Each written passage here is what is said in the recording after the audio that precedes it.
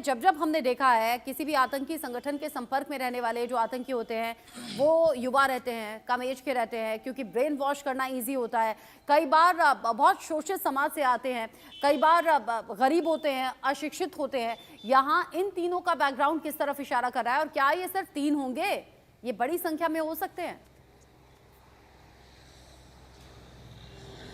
रचना, यही वो बहुत बड़ा सवाल है जो डराने वाला है, यानी बिल्कुल खौफजदा करने वाला है कि क्या पीलीभीत में ये सिर्फ 3 थे या खालिस्तान जिंदाबाद फोर्स का कोई ऐसा मॉड्यूल जो सीधे उत्तर प्रदेश से कनेक्टेड है, यहां पर आकर ये छुपते थे और जाकर घटना को अंजाम देकर दोबारा यहां छुप जाते थे। क्या ऐसा कोई मॉड्यूल यहां पीलीभीत में है? इस बात की तस्दीक अब यूपी पुलिस लगा रही है। एसटीएफ को यहां पर तैनात किया गया है, एंटी टेररिस्ट स्क्वाड को तैनात किया गया है, इंटरनली मुखबिर तंत्र को एक्टिव किया गया है। कई वो लोग जो पहले आतंकवादी हुआ करते थे खालिस्तान कमांडो फोर्स में या बब्बर खालसा में, जिन्होंने बाद में सरेंडर किया और अब वो अपनी आम जिंदगी जी रहे हैं, उनसे भी पुलिस बात करने की कोशिश कर रही है। उनके बारे में भी पता लगाया जा रहा है कि कहीं वो लोग ही तो वापस इस मॉड्यूल को मदद तो नहीं कर रहे हैं बैकडोर से। ये सारी बातें हैं जो अब पूरी तरह जांच में आ रही हैं सामने। पीलीभीत पुलिस के कंधों पर बहुत बड़ी जिम्मेदारी है अब इस बात का पता लगाना कि वो पुराने लोग जो कहीं ना कहीं खालिस्तानी आतंकियों से जुड़े हुए थे, कहीं वही लोग दोबारा इनको पनाह तो नहीं दे रहे हैं। साथ ही साथ एक बड़ी बात ये कि पाकिस्तान की एजेंसी आईएसआई की तरफ से जब इन्हें फंड्स किया जा रहा है तो सीधे तौर पर उनका स्लीपिंग मॉड्यूल भी साथ में मिलकर काम कर रहा होगा। इस बात से इनकार नहीं किया जा सकता, क्योंकि कई बार उत्तर प्रदेश में आईएसआई से जुड़े हुए अलग अलग मॉड्यूल्स के लोगों को गिरफ्तार किया गया, एटीएस ने, एसटीएफ ने गिरफ्तार किया गया, कई बार एनकाउंटर्स भी हुए हैं। तो क्या वो मॉड्यूल भी साथ में इनको मदद कर रहा है? ये वो सारे सवाल हैं जिसको लेकर इन्वेस्टिगेटिंग एजेंसीज अलग अलग एंगल्स पर जांच कर रही है। कई सारी बातें खुलकर सामने भी आ रही हैं, जैसा पूरी घटना के बारे में देखा गया। आपने करीब से घटना देखी है, पीलीभीत आप खुद पहुंचे और इन्वेस्टिगेशन में कई चौंकाने वाली बातें सामने आई हैं। अभिषेक, आप मेरे साथ में रहिएगा, क्योंकि पीलीभीत से ही एक रिपोर्ट आपने फाइल की है जो चौंकाने वाली है। पहले ये रिपोर्ट देख लेते हैं आपकी।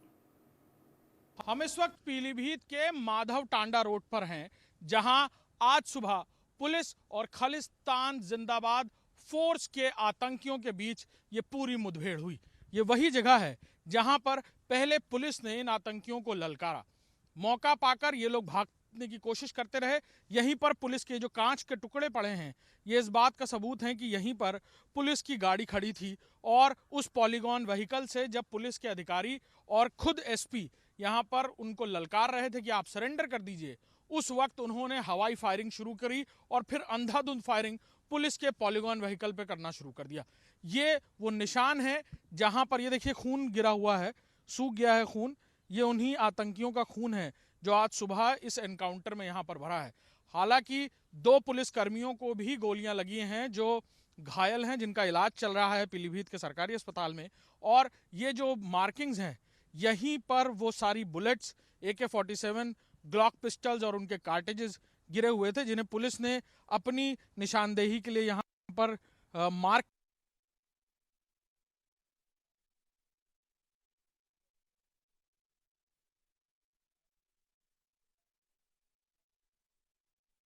किया था। ये जो जगह है, ये जो कच्चा रास्ता मेड़ का जा रहा है खेत की तरफ, यहीं पर वो जाकर छुपे थे और इन्हीं पेड़ों की आड़ लेकर वो पुलिस पर सामने रोड पर गोलियां चलाते हुए दिख रहे थे। लगातार वो फायरिंग कर रहे थे, जैसा कि पुलिस बता रही है कि अंधाधुंध फायरिंग कर रहे थे, यानी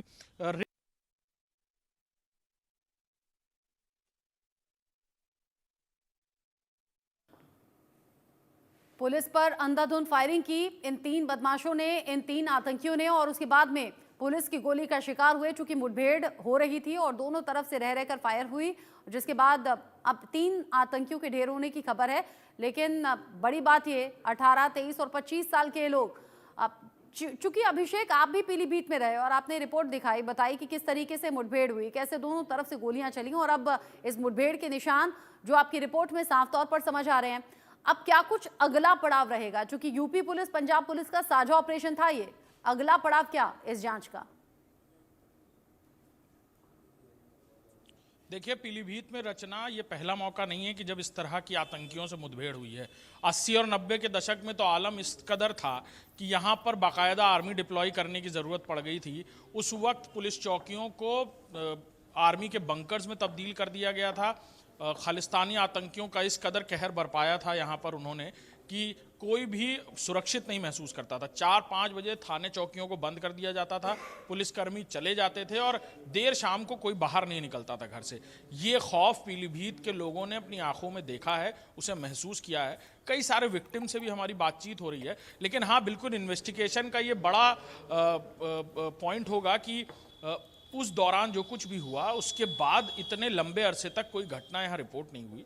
क्या धीरे धीरे खालिस्तान जिंदाबाद फोर्स ने अपने पैर पसारे हैं?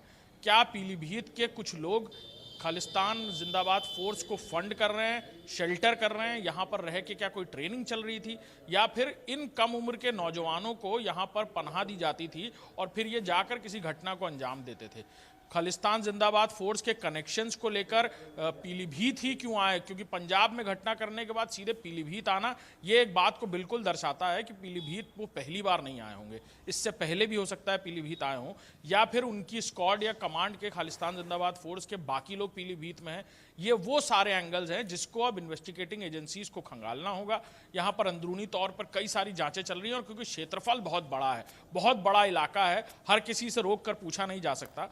मुखबिर तंत्र को एक्टिवेट किया गया है। जैसा कि मैंने कहा कि पुराने कई सारे ऐसे आतंकी थे जिन्होंने संगठनों की मदद से, सामाजिक संगठनों की मदद से बाद में सरेंडर कर दिया, अब वो आम जिंदगी जी रहे हैं। उनसे मदद ली जा रही है, उनसे बात करने की कोशिश पुलिस कर रही है, एजेंसीज कर रही हैं कि वो कहीं से हिंट करें कि आखिर कौन लोग हैं जो अब दोबारा से खालिस्तान जिंदाबाद फोर्स, जो नया चेहरा इस खालिस्तानी आतंकवाद का देखने को मिल रहा है, इसको फंड कर रहे हैं, इसको मदद कर रहे हैं, या यहाँ पर शेल्टर कर रहे हैं। इस एंगल पर अब ये पूरी इन्वेस्टिगेशन अलग अलग एंगल हैं, जांच आगे बढ़ रही है, बहुत से और खुलासे होंगे। अभिषेक ने एक्सक्लूसिव जानकारी दर्शकों तक पहुंचाई। अभिषेक, बहुत शुक्रिया आपका।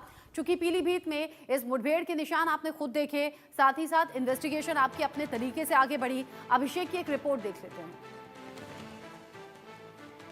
पंजाब के गुरदासपुर के रहने वाले खालिस्तान जिंदाबाद फोर्स के तीनों आतंकी जो ग्रेनेड हमले को अंजाम देने के बाद पीलीभीत में आकर छुपे थे।